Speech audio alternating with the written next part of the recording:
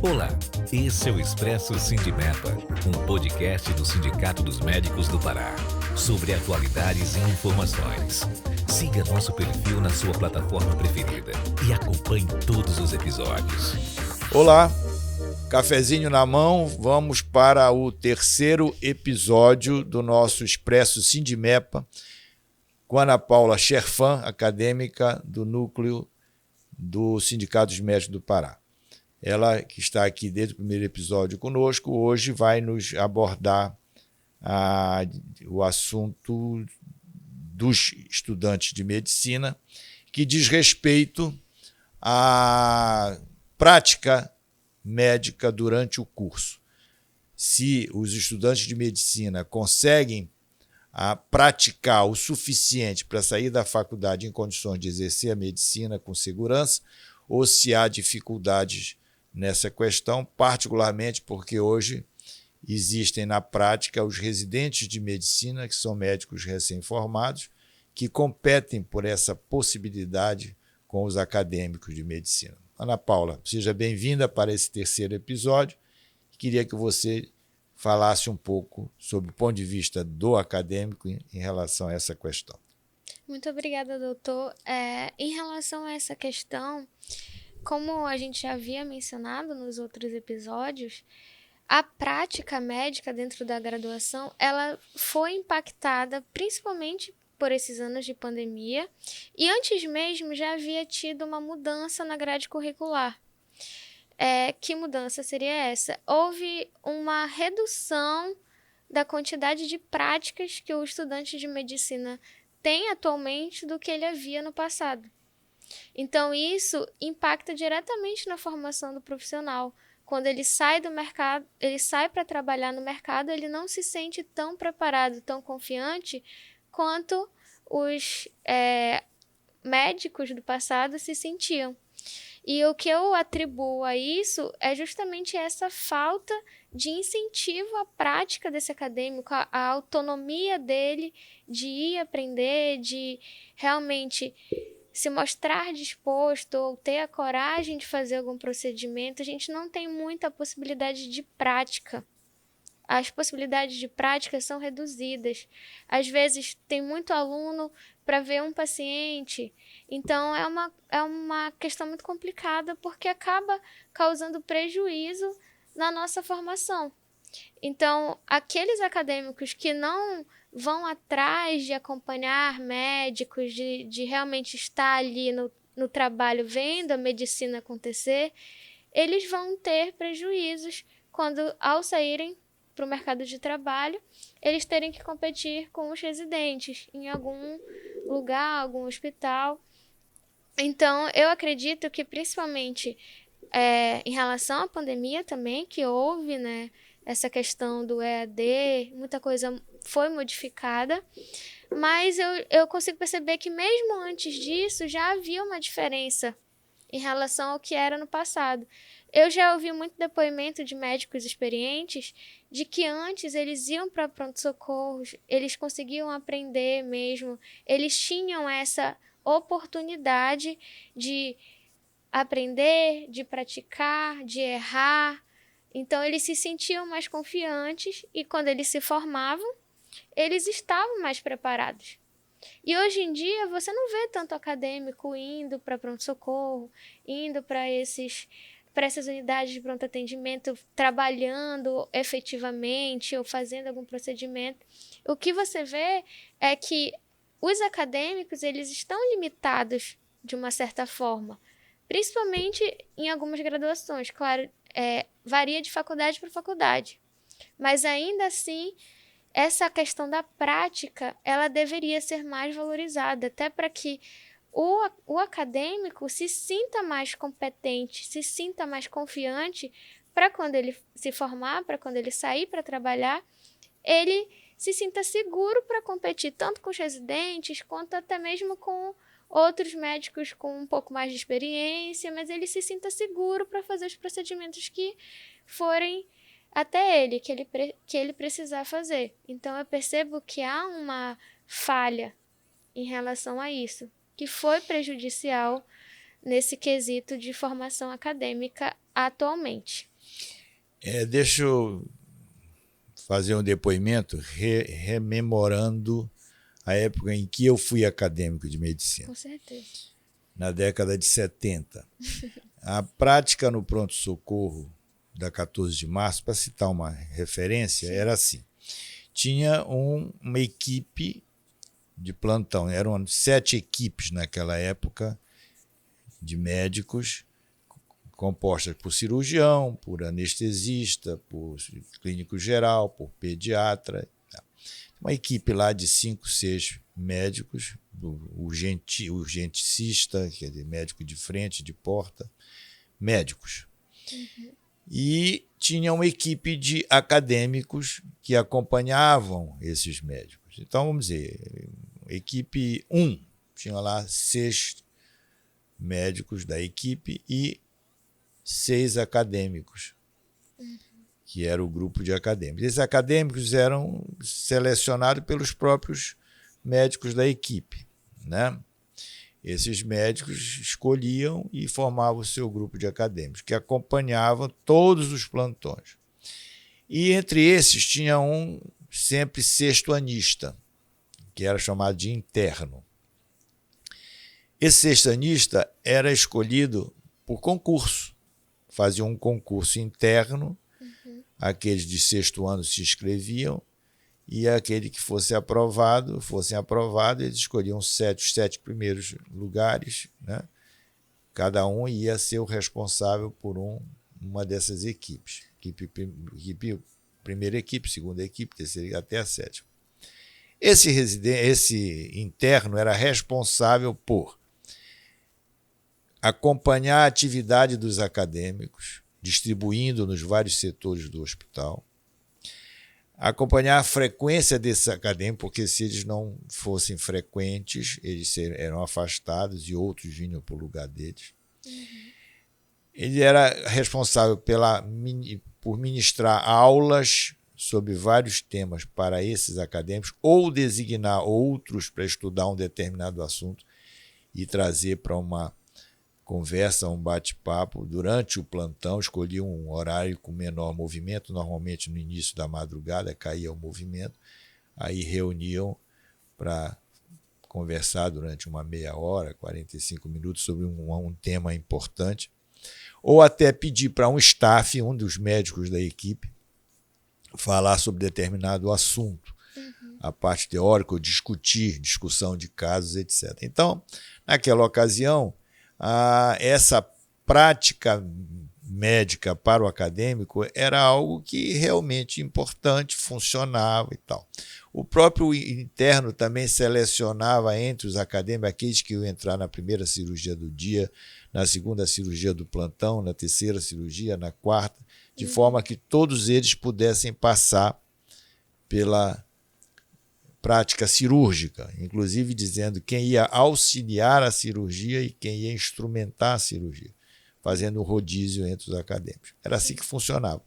Inclusive tinha uma remuneração para esse interno, que naquela época correspondia a um salário mínimo. Me lembro bem que nós recebíamos a metade do salário mínimo de 15 dias, né, metade do mês, e a outra metade no fim do mês, isso em dinheiro que era pago na própria tesouraria do pronto-socorro da 14 de março. Sim. Interessante isso, eu estou aqui lembrando e com muita saudade dessa época. Eu que vejo hoje, ou via até 5 anos atrás, quando me aposentei do pronto-socorro, era cada vez menos a presença de acadêmicos e cada vez mais a presença de residentes. Sim.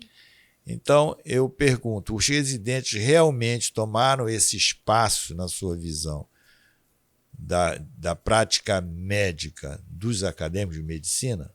Eu acredito que sim, até mesmo pelo que o senhor relatou, era como... O seu depoimento eu já tinha ouvido também de outros médicos experientes que eles iam realmente para os pronto-socorros, eles tinham mesmo contato com o paciente, tinham até mesmo autonomia, como o senhor teve, de monitorar outros acadêmicos, de realmente ter a capacidade de desenvolver mesmo o seu próprio conhecimento, de aprimorá-lo. E hoje em dia é muito difícil você ver acadêmicos tendo essa oportunidade. Ou você pede para um médico levar você e você fica observando, mas você não faz muita coisa. E tem uma grande diferença entre você poder atuar ativamente, porque você aprende, porque é a prática, do que você observar. Então, eu realmente acredito que o residente, que já é um médico formado, ele tenha ocupado o espaço do acadêmico, que ainda não tem a formação que deveria ter. Então, é por isso que cada vez mais, quando o acadêmico se forma, ele não tem a mesma segurança, a mesma confiança de que ele vai conseguir realizar os procedimentos. Então, o que eu percebo é que o residente, ele foi um acadêmico que não teve a experiência e está lá realmente ocupando o lugar que poderia ser de um acadêmico que poderia, no futuro, se sentir mais preparado se tivesse a mesma experiência. Ana Paula, eu vou provocar um pouco mais essa questão. Isto seria também em função da preferência do médico, do especialista, do staff, a preferência dele pelo residente que já é médico, em detrimento do acadêmico de medicina, naturalmente por considerar o médico, o residente que é médico, com mais condições de auxiliá-lo, seria uma forma, abre aspas, egoísta, fecha aspas, de pensar só na facilidade para o seu trabalho e muito menos pelo interesse em realmente instruir, orientar, ensinar os futuros médicos. Ou isso também se dá em função da cabeça do estudante de medicina, a cabeça do estudante de medicina, desde que entra na faculdade, já ter a visão de que o curso de medicina dele é de 10, 12 anos, seja dos quais, para concluir o curso de medicina, e mais de 4 a 6 anos, para poder aprender a prática médica dentro de uma especialidade? O que eu percebo é eu acredito que sejam esses 2 pontos que o senhor relatou. Acho que é cômodo também para o staff ter ao lado dele alguém que, por ser formado, tem uma experiência, querendo ou não, maior do que um acadêmico que está suscetível a cometer erros. Então, pode ser que alguns staffs não tenham mais aquela paciência em orientar, em pensar, poxa, esse acadêmico vai ser o futuro profissional, ele vai estar aqui quando eu não tiver. Então, eu acho que falta esse pensamento em alguns orientadores, preceptores que estão à frente desses pronto-socorros, desses lugares. Um depoimento que eu queria fazer em relação ao segundo ponto que o senhor falou. O acadêmico, ele espera o momento certo de aprender alguma coisa.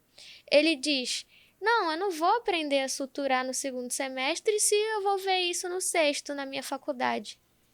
Isso é um equívoco, porque você pode aprender logo. Aí eu conversando com um médico já experiente também, eu fui acompanhar ele e ele me permitiu fazer uma sutura. Eu já vi sutura na faculdade e para mim isso foi incrível, porque eu suturei uma pessoa. E aquela experiência para mim foi muito diferente do que suturar uma esponja, que era o que eu fazia na faculdade. Então, ele chegou e falou assim para mim, em que semestre tu tá? Eu falei, eu tô no 6º na época. E aí ele disse, eu já sabia suturar no 2º. Porque eu ia pro pronto-socorro e lá eles permitiam que a gente praticasse, eles permitiam que a gente errasse, eles permitiam que a gente aprimorasse o que a gente sabia. Então, ele sabia uma coisa no 2º semestre, que é quando a gente está no básico, que eu aprendi no 6º. Então, o acadêmico, ele acaba se acomodando a ver as coisas no tempo que ele acha que vai ser necessário para ele. Não, eu não vou precisar aprender a suturar agora, está muito cedo. Eu vou aprender no 7º, no 8º, quando eu estiver no internato. E aí vai ser um acúmulo de coisas, sendo que se ele aprendesse no 2º, ele já estaria aprimorando desde lá. E aí quando ele realmente precisasse suturar uma pessoa, por exemplo, ou fazer um procedimento em alguma pessoa, ele já teria experiência, ele não ficaria nervoso, ele teria menos chances de errar. Então eu percebo que falta as duas coisas, falta o acadêmico realmente sair dessa zona de conforto, de achar que a graduação vai me dar tudo que eu preciso.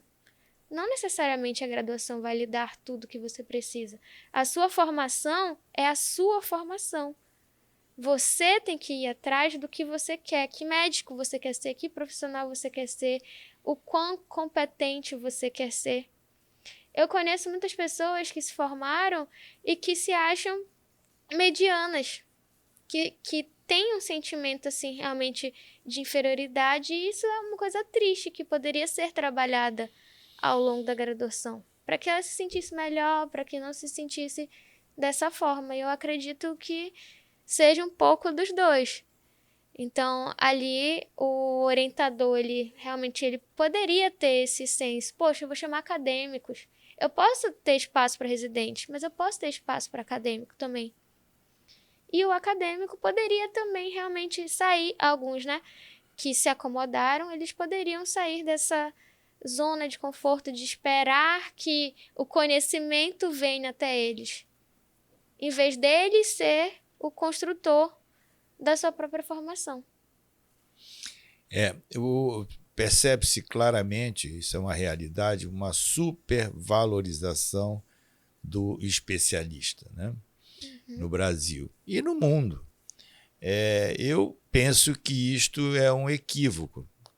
E quando eu digo que isto é um equívoco, não estou absolutamente dizendo que não é importante os especialistas, importantíssimo. Com certeza. Mas eu falei ainda agora, dei um percentual de 80%, isso é mais ou menos por aí, dos problemas de saúde que acometem uma população são resolvidos pelo médico generalista. São resolvidos nas urgências dos hospitais e até nas emergências, que são aqueles casos de fratura não expostas, que são o caso de ferimentos pérfuro-contusos, que precisam de uma exploração local, ferimentos que precisam de uma sutura ambulatorial, os casos da clínica de uma hipertensão, de uma desidratação, de uma infecção com diarreia, não é? Enfim, esses casos do dia a dia da porta dos hospitais que são solucionados ali e que precisam de bons médicos experientes e não de especialistas que possam fazer com clareza o diagnóstico, saber o que precisa passar para dentro do hospital para que sejam internados e continuar o tratamento com especialistas, e aqueles que não, que são solucionáveis ali mesmo e podem retornar para os seus lares para continuar o tratamento ambulatorial. Isto corresponde a ouso dizer, cerca de 80% ou em torno disso do movimento médico de um hospital. Então, nós precisamos também supervalorizar os médicos das urgências e das emergências, os plantonistas que fazem esta dita triagem, com segurança. Sim. Então, dentro dessa colocação, eu quero desmistificar, e aí é um pensamento pessoal, faço questão de dizer isso, desmistificar a questão da supervalorização de especialistas. Eu acho que, de certa forma, do ângulo que eu vejo, o médico de urgência e emergência de porta de hospital, o plantonista que faz a triagem, é um grande especialista também. Com certeza. Com isso, eu quero agradecer mais uma vez a Ana Paula Cherfan, que está aqui conosco nesse terceiro episódio do Expresso Sindimepa. e já convidá-los, lembrando para trazer o cafezinho, porque os nossos episódios são de cerca de 15, 20 minutos, e acompanhar com muita atenção a visão acadêmica de hoje, expressa aqui pela Ana Paula, no 4º episódio desse Expresso Sindimepa do mês de fevereiro, quando vamos falar sobre a visão acadêmica e o mercado de medicina no Pará, especificamente. Obrigado pela atenção de todos, obrigado, Ana Paula, e estaremos com você de novo aqui no 4º episódio. Obrigada.